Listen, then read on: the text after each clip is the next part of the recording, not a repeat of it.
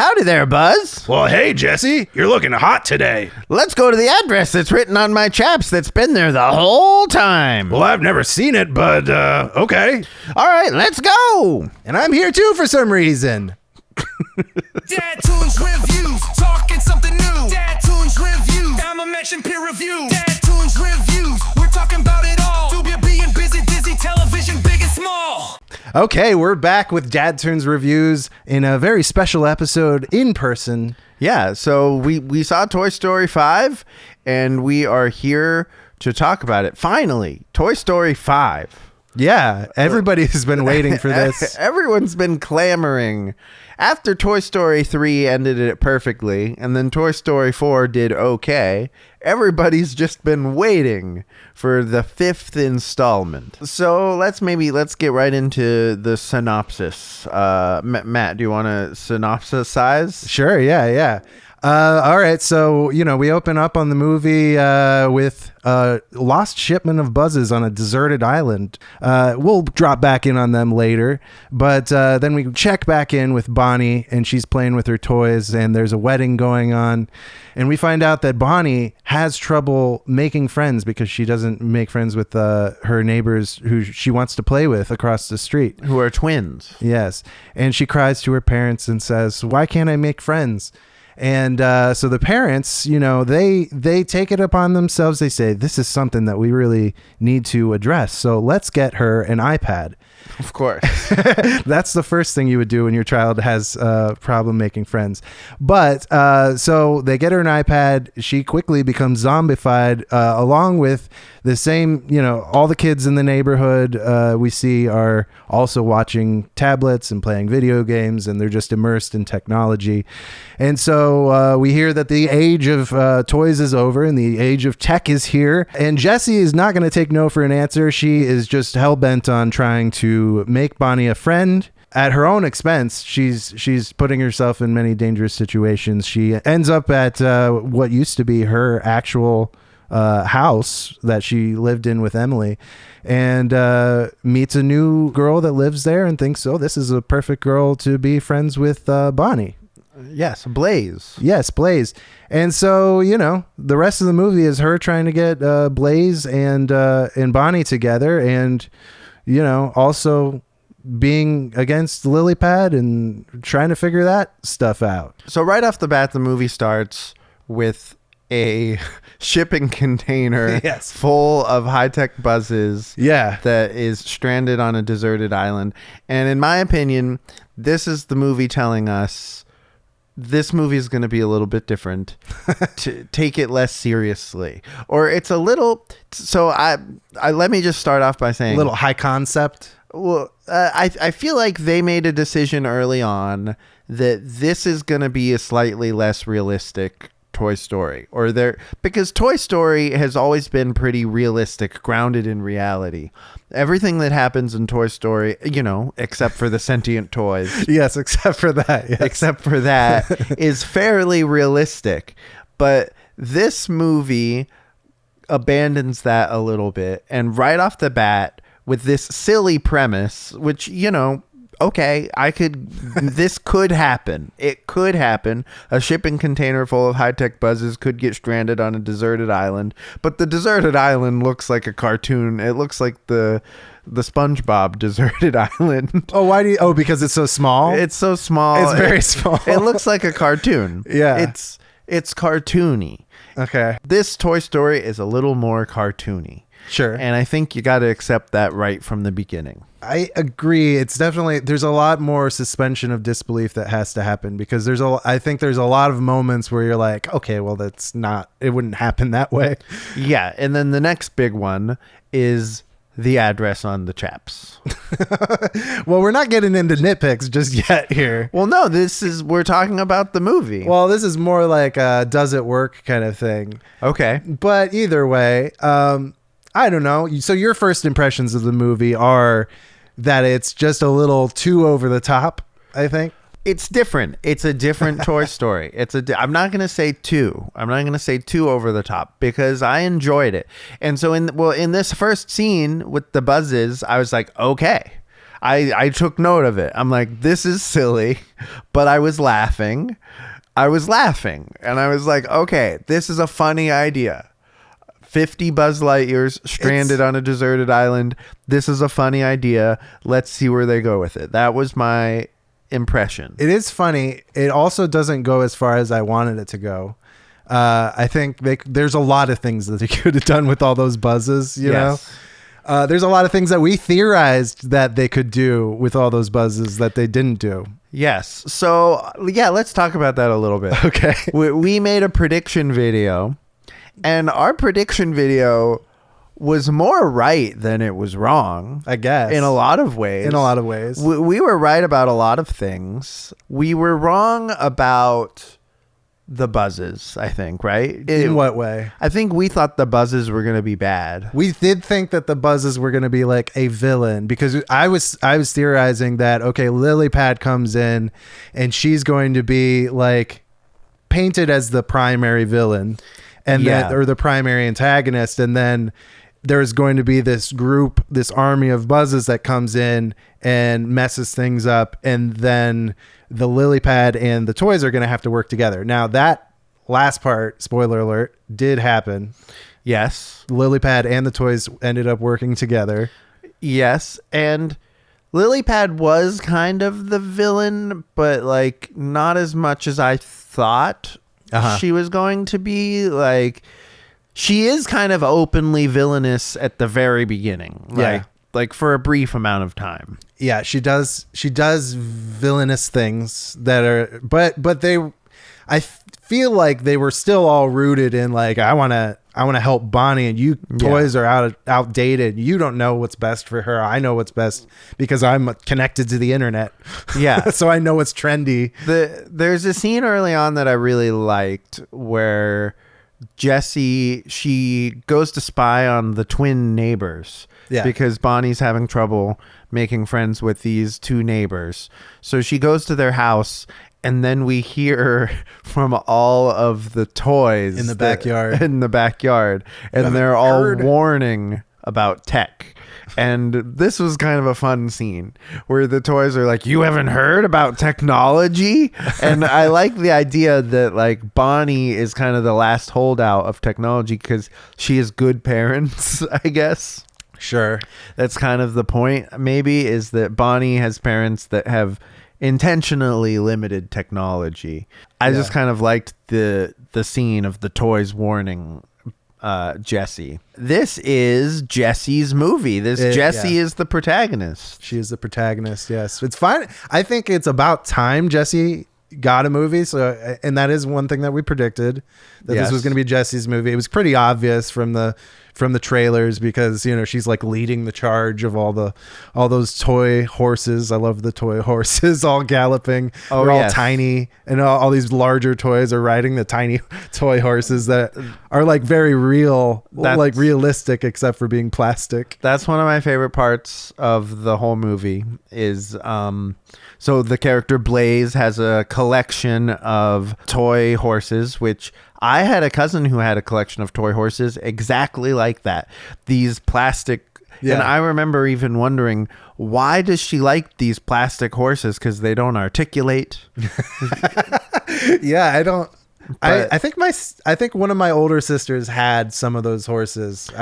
It definitely rang a bell when I saw them. There's a particular kind of little girl who likes to collect those unarticulating horses. Those horse statues. It is funny that unarticulating horses, when they are sentient, they can move their limbs around. Yeah, that is interesting. Another thing, did you notice this is the first Toy Story movie where they find, because I've always wondered, is them like becoming inanimate when humans come in the room, is that involuntary? Well, with the buzzes, it seems like it is. And it is. It's confirmed that it is. Although in the first movie, they're somehow able to overcome it when they freak out Sid. Right. Yeah. But it is involuntary. There's other situations though, like when they're running around and like hiding from human, like they don't fall every time a human walks by. And later, well, I mean, we're not into nitpicks yet, There's a lot of nitpicks to be had, so I don't think we can pick some nits here, I guess. But eventually the buzzes fly Yes. over the city, and it's like they're a massive, like, of course humans are gonna see them. Yeah, but this is the thing. They're used to seeing drones. It's just a group of drones. You see, all you see are the lights. Okay. You All hear right. the bzzz, and you're like, oh, there's a drone. Somebody's flying a drone. Yeah, you're not like that's an alive toy, I guess. Yeah. Okay. Fair enough. Fair enough. But like, it has more questions than answers. Like, how do the toys become inanimate all of a sudden? Like, what are the rules? Like, is it as soon as a human sees them, or like, is it the humans laying eyes upon them that makes them become inanimate? Because No, I think it it's must just not be. It's just when the writers decide they're gonna fall down, they're gonna fall down. Yeah. Yeah, that's interesting. First time that was acknowledged, which I feel like, yeah, it's been kind of left ambiguous necessarily. Right. But yeah, the buzzes confirm. They say something that confirms that it's involuntary. Yeah, I think we have a lot of nitpicks. I think we're going to be nitpicking the whole thing. So let's just get into nitpicks right now. Nitpicks, come and get your nitpicks. All right, so what's your first nitpick when it comes to these buzzes? So this movie has 50 high-tech buzzes. So there's a new version of buzzes, and they're high-tech, and they can fly. They're drones, and they can connect to Wi-Fi and Bluetooth. They're their own Bluetooth hotspot. So my nitpick about this: these would cost hundreds of dollars if they were a real toy. Like, this is not realistic for a children's toy. All of these features. There are children's toys that are hundreds of dollars, though. Sure. Yes. Okay. And if you're buying a high-tech buzz, you're expecting to spend a lot of money. This isn't the normal buzz. Yeah, I guess so. I guess you're right. Also, I'll say too, the high-tech buzz, like, not a lot of people seem like they're aware of them. That they're like Like, not it's a lot of kids have them. Like, it's a new toy that's not even on the market yet, maybe. Maybe. They could even be prototype. They could have written it to be prototype buzzes, but they didn't. Well, there's very little explanation. Sure. In general. Yeah. I mean, if it's a drone, they're marketing it as a drone too. There's no way they're hiding that functionality. Sure. But why? It being a drone, I get, but like it being a Wi-Fi hotspot, like, that's weird. That means weird. you have to connect it to like your Verizon or your AT&T. Nitpick here. Okay, if they do have a hotspot in them, then somebody would have had to pay for that. It had to be activated. So that's a plot hole there. There you go. It would have had to have been activated. Now, they didn't say specifically it's a cellular hotspot or what. It's not 5G. They didn't say. But, Smarty Pants, played by Conan O'Brien, is a potty training toy. Uh-huh. And he's a tech toy for kids. Yeah. But he connects to the buzzes, and he's like, ooh, that's nice. It's weird. Oh, because it's a good internet connection. Yeah, he's like, ooh, it's 50 buzzes. Oh, we got a nice hotspot here. So I don't know why they had to do that. That leads me to another nitpick. I loved the Conan O'Brien character. He was really funny. I love Conan O'Brien.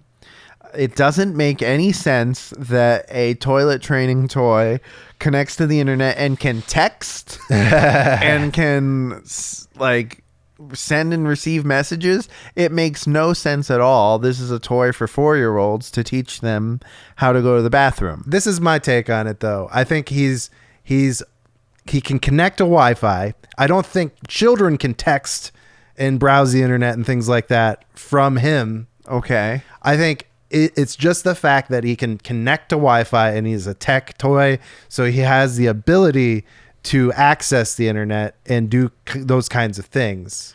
Again, adding adding the Wi-Fi functionality to a toy, and this is a nitpick, Makes them super powered. well, makes them expensive. And like, you're not going to spend $60 on a toilet training toy. Maybe. Like that. Like, Maybe. I mean, I spent at least $30 on like a potty training like course. well, also, like, does such a toy exist? A potty training there are, yeah. There's little urinals that the kid can pee in, and it probably like gulps it up and goes, yum. You know? I think I've seen like frog urinals. But this is very specific fake toilet paper talking toilet paper roll toy is completely made up by the Toy Story brain trust. Yeah. I mean, you know, would you change it to something? Is there something else you would have rather it be as a first tech thing? Because that's what it was. It was like, we were Blaze's first technology. Yes, I would make it like a Tamagotchi type thing. That would make more sense. Or I remember when I was a kid, I remember seeing commercials for like, remember like before texting was a thing, they had like little texting devices. Yeah. That you would see commercials for on Nickelodeon and stuff. Yes. Or like a pen you could send messages. You could like pass notes. Oh yeah, what was that digitally. called? But it was It's like VChat or something like that. VChat. It might have been. It might have been VChat. VTech, because it was from VTech. Yeah. So like something like that, like a pen, because yeah, that's the function that it serves, is child's first tech toy. Yes. And to me, it makes very little sense for it to be a potty training toy, but it's funny. Well, it's a funny character. Yeah. Conan O'Brien is really funny, and there's good jokes. And let me say, Conan O'Brien, I was not sure if he was going to be good at acting. I mean, he's you know, Conan is Conan, right? So he's got his own vibe. He does his own things. He's a talk show host. He's silly in his own. He's got bits that he does all the time. And he's got voices that he does all the time. But he was actually playing a character here, which is great. Yes, and his acting was really good, and he was funny. His acting was good, and there were parts where it was like, "This is a compliment." It didn't sound like Conan, or you didn't think, "Oh, that's Conan O'Brien." One part I liked was when we see him finally, for the first time, getting playtime, because they have that part in the story where the tech toys have never been played with, so they get to experience playtime for the first time. And in the storybook drawing, we see his toy have Conan hair, and it was amazing. Yes, that was really funny. That was really funny. Here's another nitpick that I had. Okay. So these voice actors have all aged quite a lot. Okay. For the most part, I think they did a pretty good job at sounding like their characters, with the exception being Jesse. Okay. Is there more to that? I feel like you can hear the age in Jesse's voice. Jesse sounds like an old woman a little bit. Woody kind of sounds older, but not as bad. And what's his name? Buzz. Tim Allen. To me, Tim Allen surprisingly did the best job. I don't think so. No? I disagree. You disagree. I think Tim Allen, and this is like just, your preference or whatever. Like, we're going to see things differently. I feel like Joan Cusack has always sounded kind of old. She's always had that little kind of like lisp and everything. Okay. That little quality. So like, I always felt like she was kind of old. Yeah. I think Tom Hanks still sounds pretty young, but I think Buzz, I don't know, Tim Allen, there were parts that I'm like, yeah, he's old. I don't know. Well, you can't, like, they age, and to a certain point, you can't blame them. Yeah, it's subjective, I think. But when you've been playing a toy for 30 years, yes, like, of course your voice is going to change. It's like The Simpsons. It's like poor Marge Simpson, let her stop. Oh, homie. Let her stop, dude. Kill me. Like, give her a great big paycheck, say thank you, throw her a big party, and let her stop. That's what I think. Yeah, let Tom Hanks and Tim Allen go away.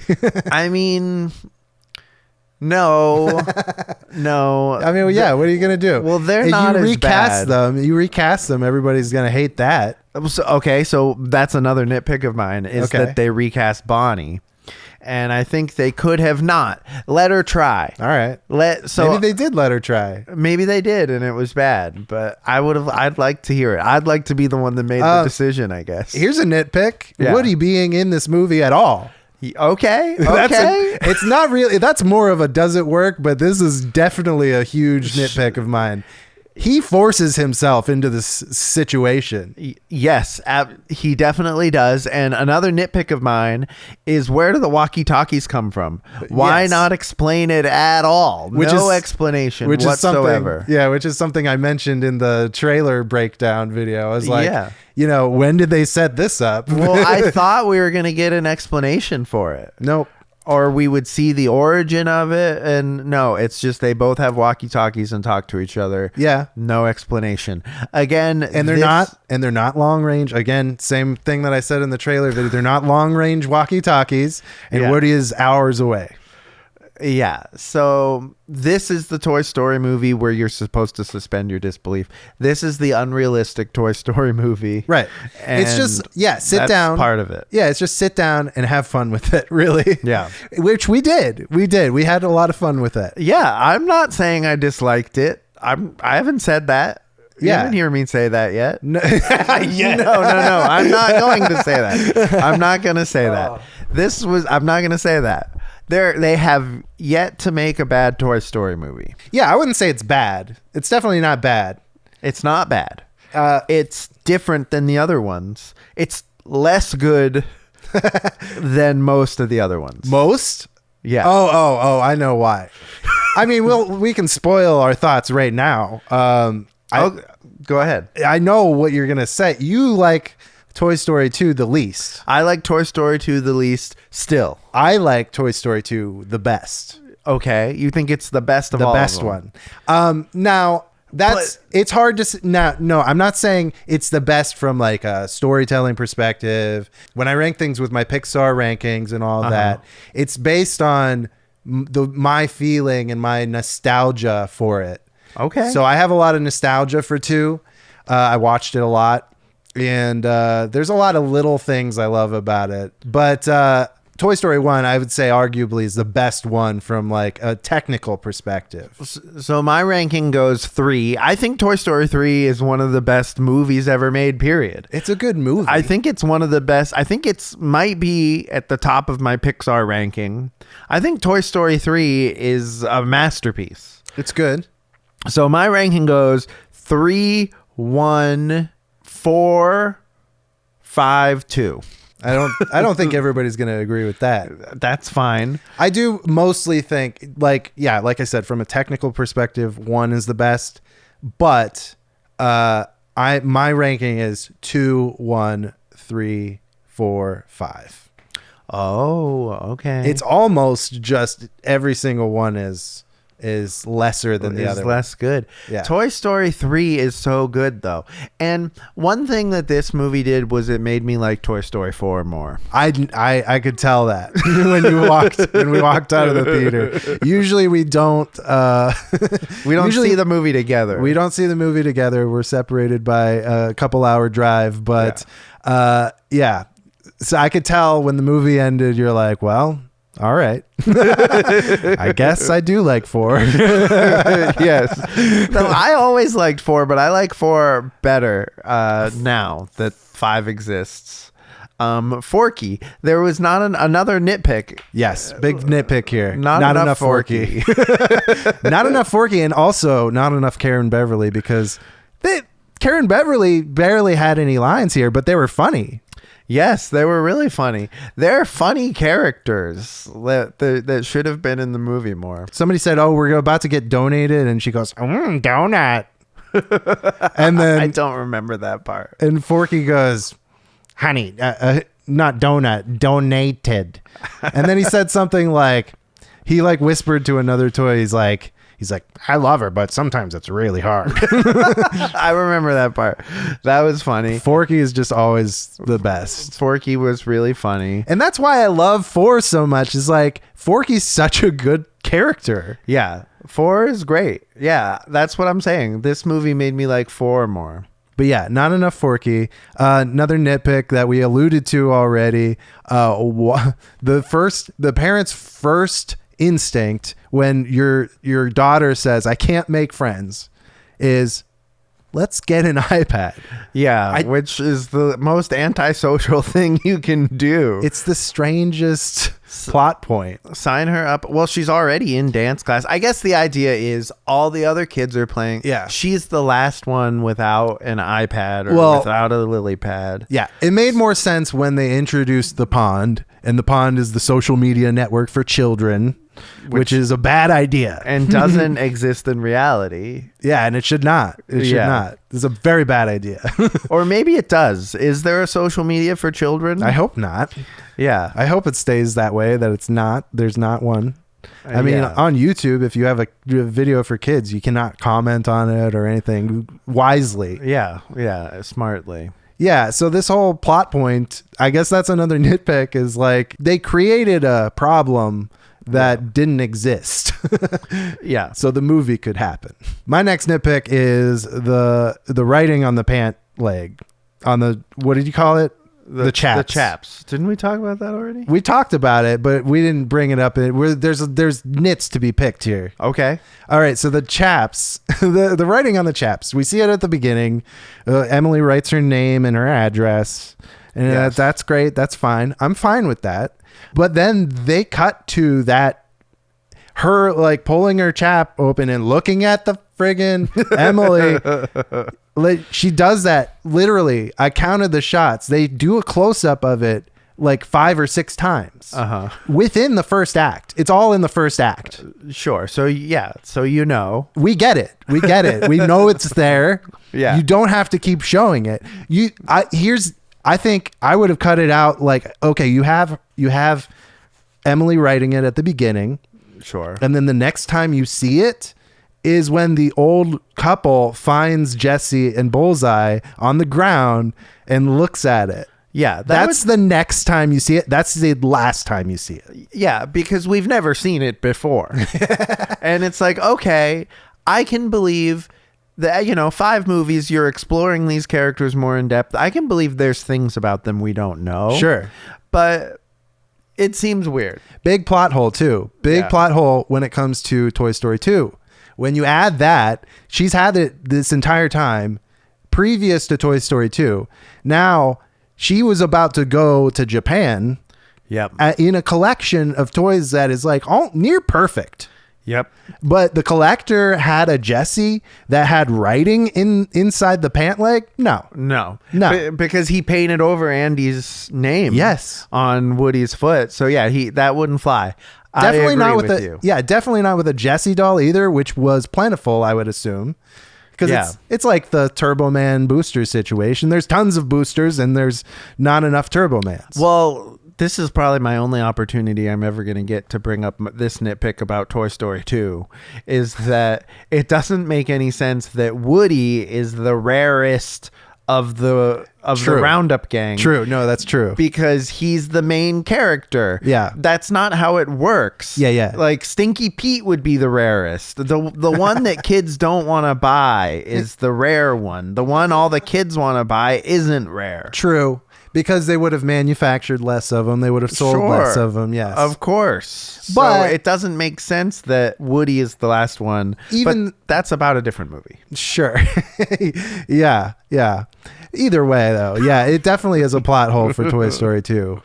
So I dislike that. Another little tiny nitpick here. When you see the high-tech Buzz box, it's just like a sticker that's slapped on the front. High tech.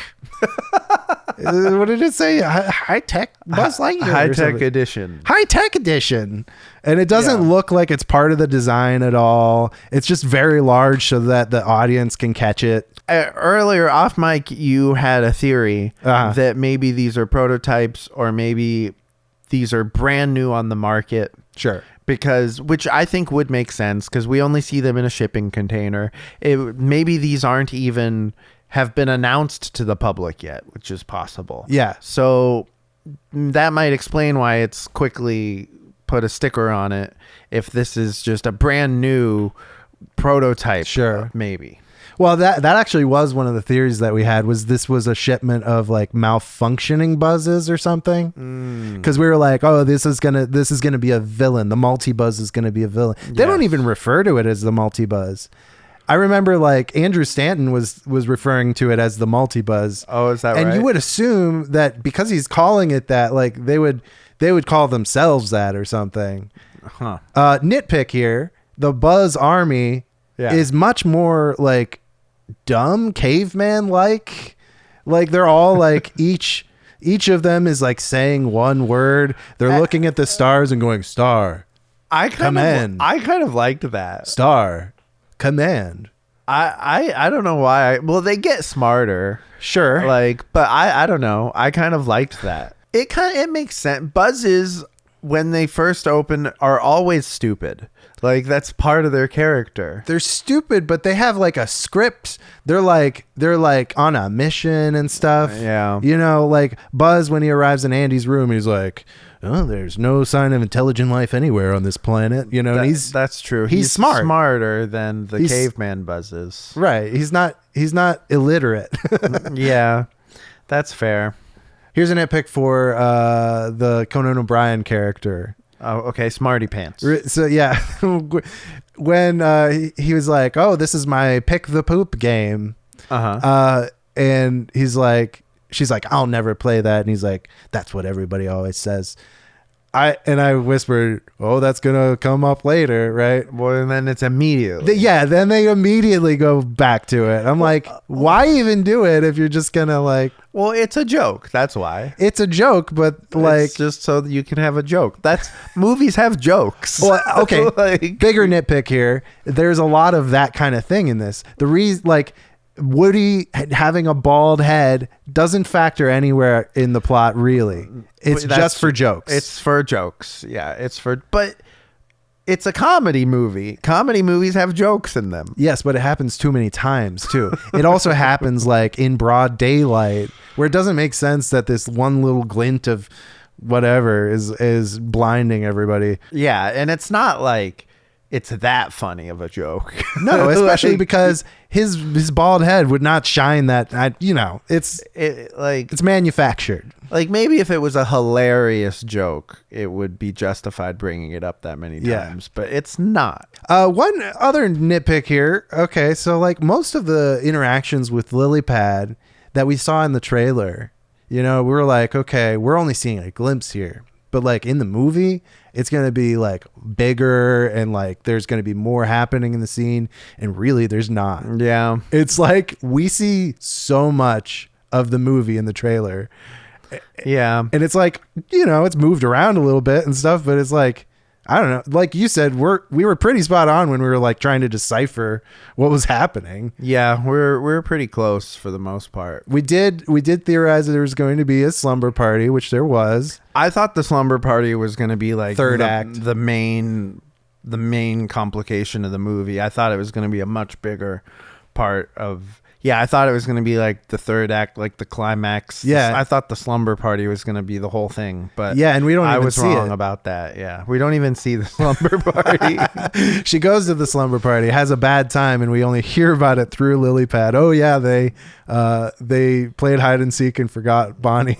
Yeah, they bully Bonnie. That was heartbreaking. Yeah, it's sad to see Bonnie be bullied by her friends all throughout the entire movie, actually. Yeah.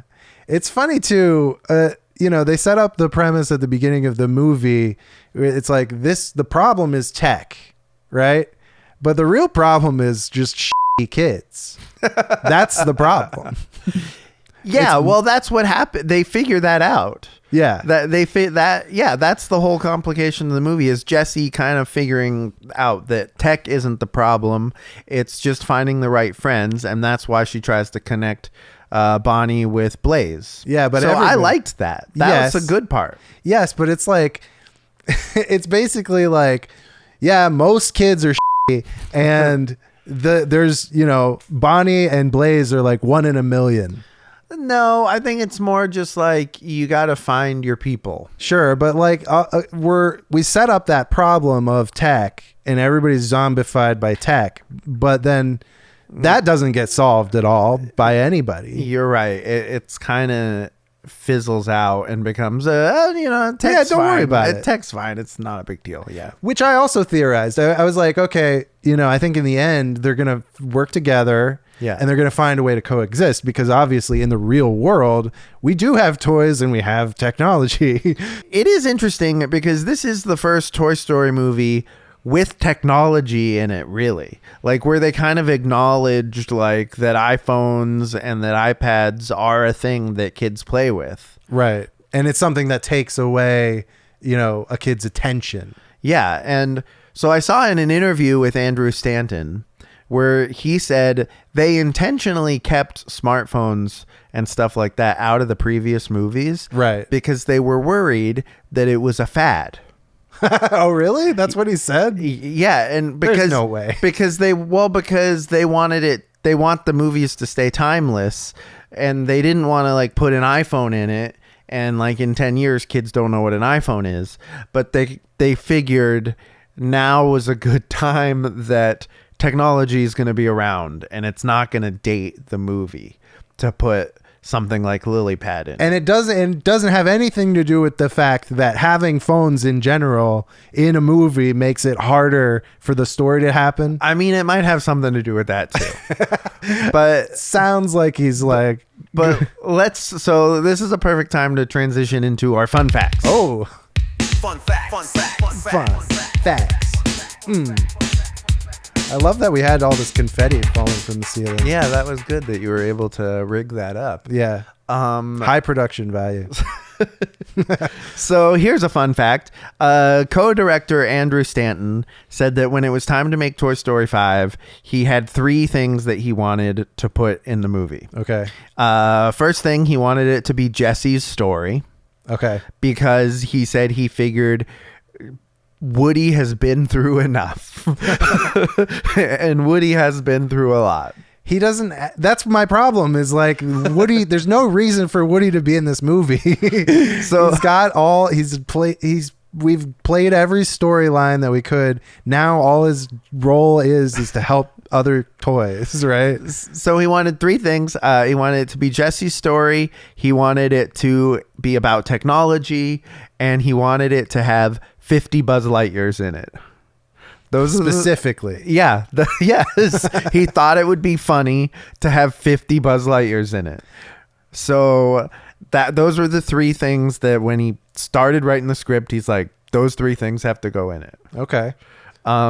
Which leads me to another fun fact. All right. That Tim Allen voices 51 characters in this movie. Yes. So technically. if you count each of the individual buzzes as a character, that's 51 characters, which makes Tim Allen, gives him the record for most characters ever voiced in a movie. And that's an actual. That's the actual. Well, I'm the one calling it a record because I don't know if most people would consider it 51 separate characters, but I am. This is a DadToons exclusive. DadToons exclusive.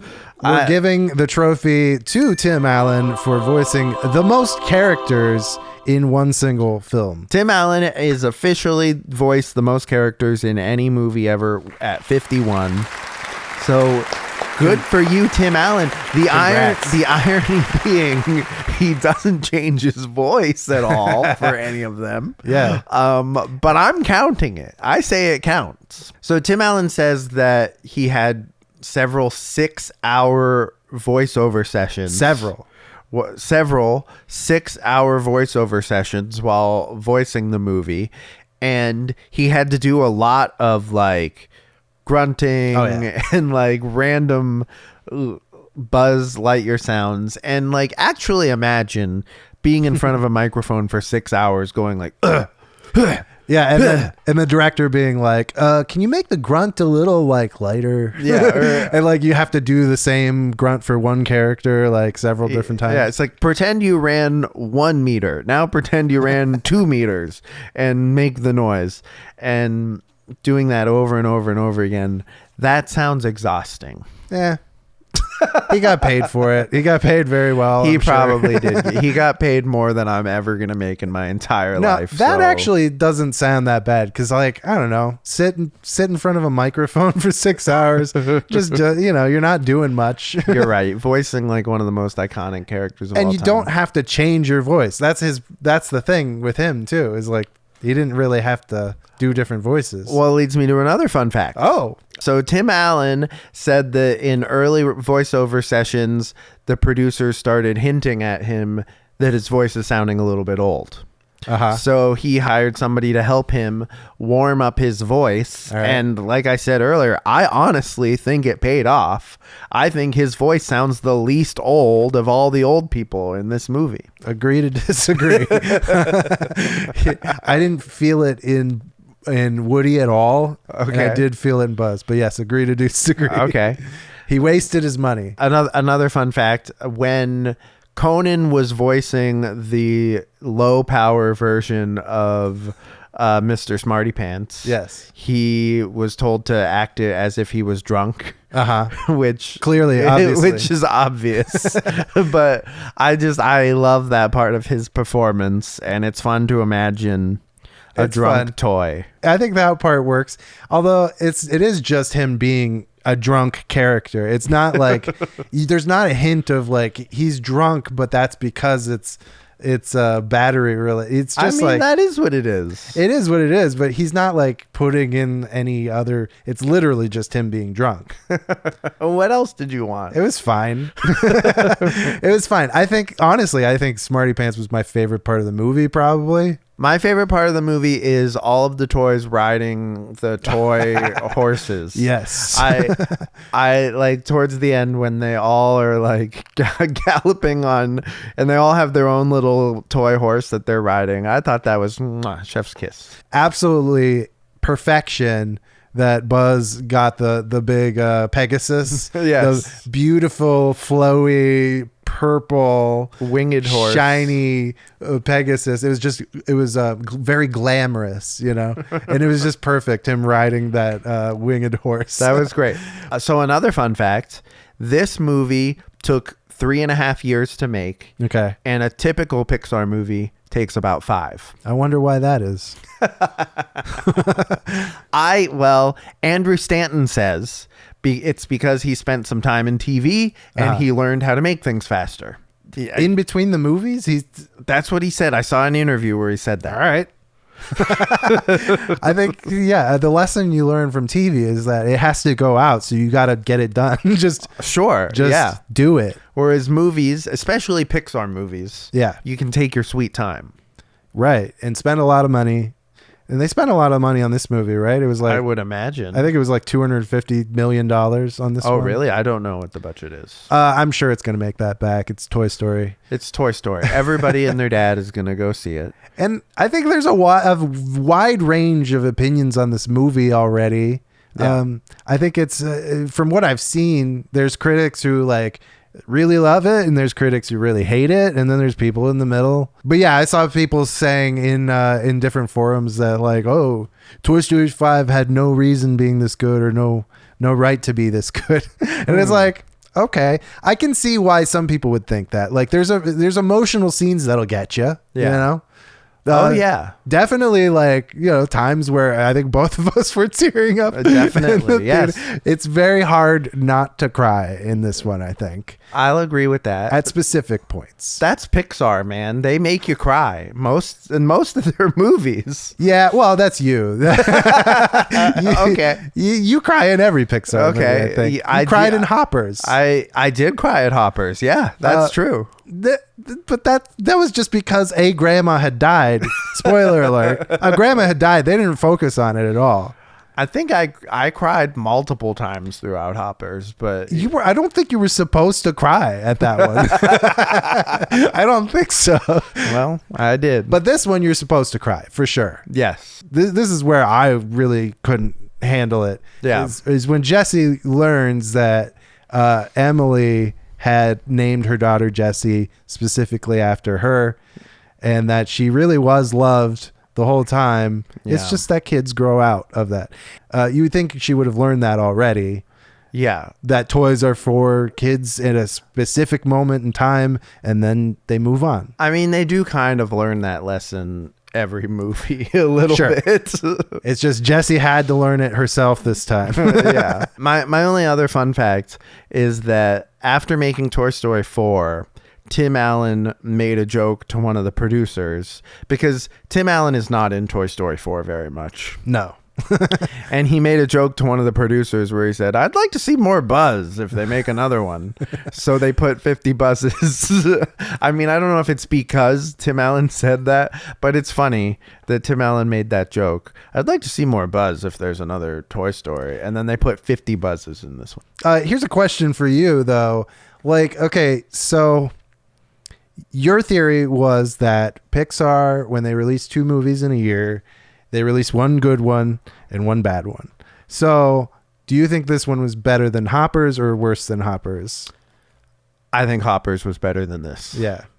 Yeah. So if my theory is true, and you know what? I'm going to say this wasn't bad.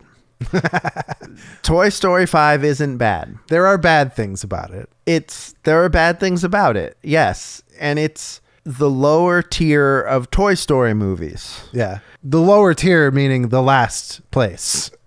Well, before Toy Story 2, in my opinion. Uh-huh. But yeah, Hoppers is better than this. So if my theory is right, Hoppers is the good one and Toy Story 5 is the bad one, which is shocking. It's shocking. Yeah.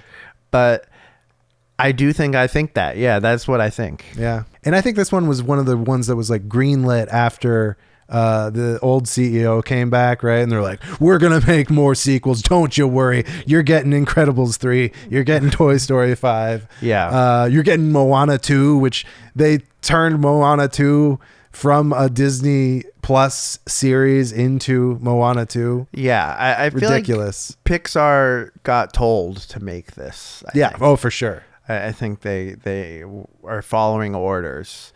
And if you look at it that way, if you're like, this is a movie they were made to make, they did a pretty good job. Well, I think I'm feeling a little chilly. There's There's a slight island It's breeze. nice and warm, though, yeah. Does it work? You hear that? Does it work? All right. Does it work? I think it's time for Does It Work then? All right. So this is the great big question. Yeah. Does Toy Story 5 work? Matt?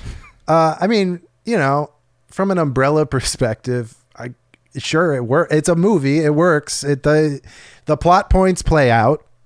They could play out differently or the same, but it reaches its endpoint that was predetermined. So I'd say yes. Toy Story 5 works, but only just. Uh-huh. I kind of had a feeling that this feels less like the 5th Toy Story movie, and it feels more like an episode of the Toy Story TV show. I literally was thinking that too. Yeah? Yeah, because I was like, this doesn't really feel like a movie. It feels like a mini-sode. It's just Extended, yeah. It's just like a little, it's a TV special. It's one of those little shorts that they make. Which are great. Like, They are great. those, they have like half-hour Toy Story specials. Right, yeah. Which are really good. Yeah, they're Like, fun. the Toys That Time Forgot, Yes. that one is really solid.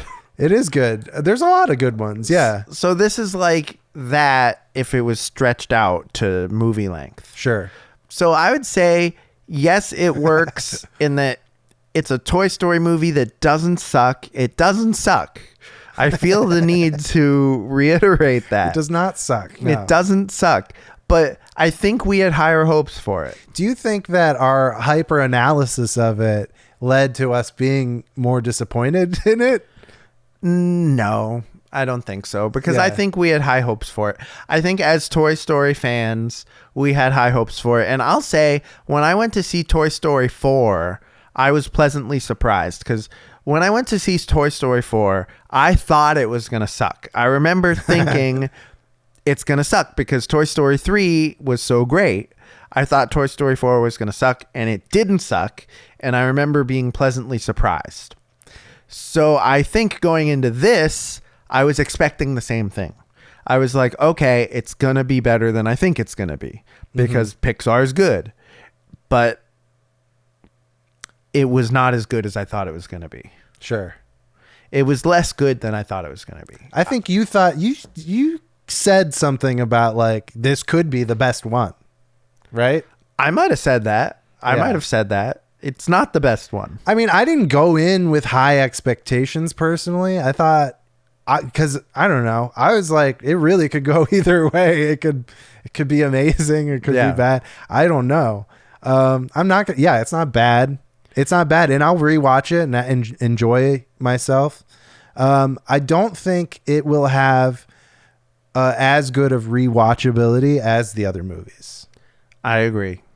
I agree. This is going to be one that you don't rewatch as much. I think you're right. And when we're talking about does it work, there's all kinds of stupid plot holes. Like, I don't know, why does Lily throw herself in the donation bin right after she realizes that she messed up and that she gave Bonnie the wrong friends? Yeah, I almost forgot about that, but that was part, annoying. That part sucks. Yeah. That just randomly happens for plot convenience. Yeah. And it doesn't really make any sense. And the toys are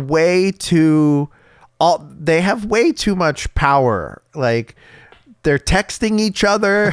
Like, that doesn't make any sense. Yeah. Like, they're talking to each other, sending each other pictures. Like, I don't know. I guess it's tech, but I don't know. That bothered me. Yeah.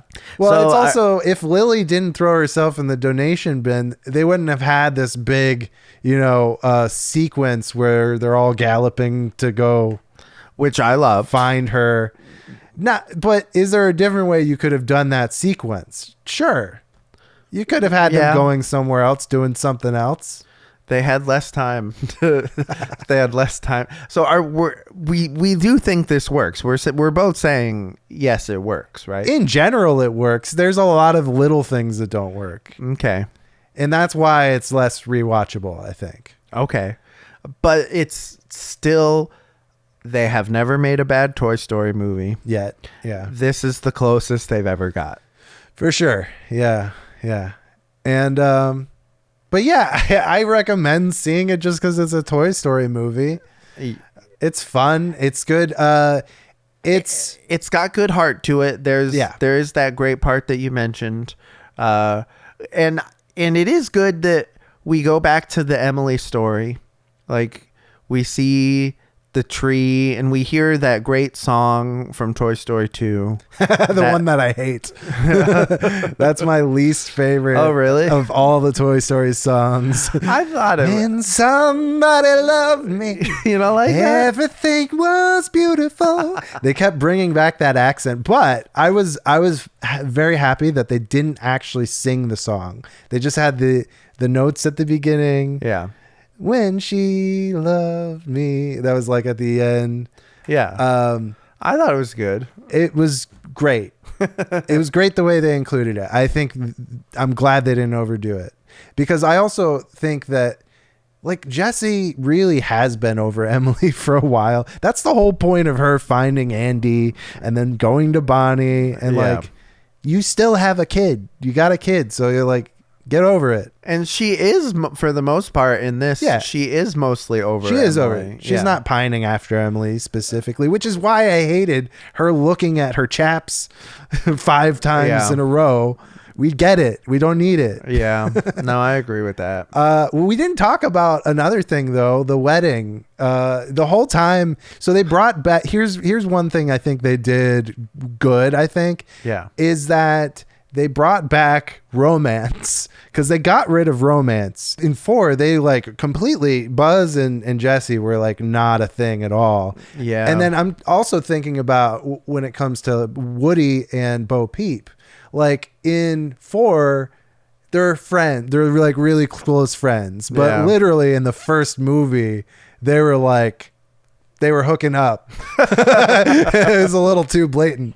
Yeah. So yeah, but I like that in this one you brought back the Jessie and Buzz romance, and they made it a little more clear that Woody and Bo Peep are an item. It's like Woody and Bo Peep are like that couple that lives together and has been dating for like 30 years but won't get married. Yeah.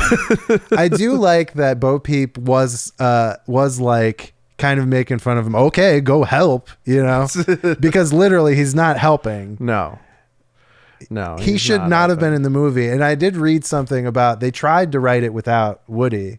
Really? Initially, yeah. They tried to write it without, because it makes sense to write it without Woody.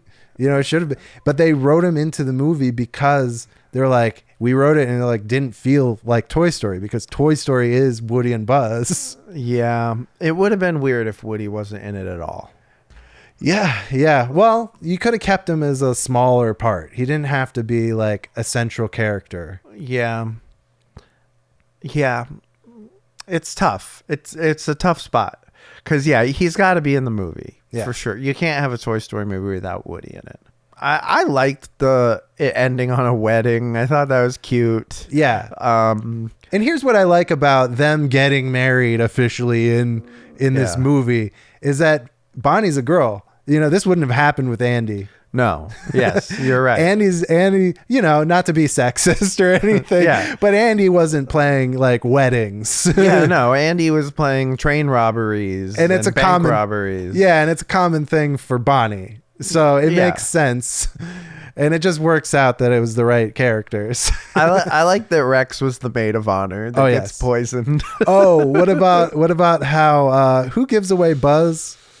And Buzz is wearing a skirt. He's wearing a tutu, and somebody let me look it up. I wrote it down. Is it Forky? It's Forky. Forky is Buzz's dad, because there's a scene where Forky is like crying. Forky gives away Buzz. Oh yeah, and they also say, "Oh, do you take Buzztholomew McLightyear?" I love that. That was great. That was really funny. Buzztholomew. I love it. Buzztholomew McLightyear. So yeah, there was a lot good. Yeah, go see it if you haven't seen it already. I'm gonna rate it. Okay. I have a number in my head. You tell me yours first. Okay. 7.5. I'm giving this a 7.5. I'll go 7. Really? Okay. For some reason I thought you were going to go higher than me. There's so many things you can improve. Yeah. Just little things. Yeah. But both above average. Anything above 5 is above average. That's right. It's good. It's not bad. 7.5 means it's good. Yeah. And you should go see it, and you should take your kids to see it. Just don't have your expectations too high. I think my expectations were too high. Yeah. Keep your expectations like, mid-range. Just enjoy yourself. Just go to the theater and enjoy yourself. It's fun and it's silly. Yeah. And don't nitpick it like we did, or you'll have less fun. I have fun nitpicking it. That's the thing. But this isn't a situation where like last year when we went to go see Lilo and Stitch, I'm like, they ruined it. Yeah. They ruined it. I was like, but I did say, go see it and like, you'll just try and enjoy yourself. Yeah. But I do think they ruined it. Yeah. Yeah. So anyways, come back here and we'll see if they ruined Moana. That's soon. right. That's the next one. Is it the next one? The next one? Probably. The next big one. That's the next big one. Yeah. So give us a like and subscribe. We'll be back here with more nitpicks and more fun facts and other fun things about Moana. See you later. Y'all come back now, you hear? DadToons, grab a snack and you can sit down. Watch some daddies talking about animation now. Tell you what they like and what they also didn't too. DadToons about to hit you with a great review. Hey!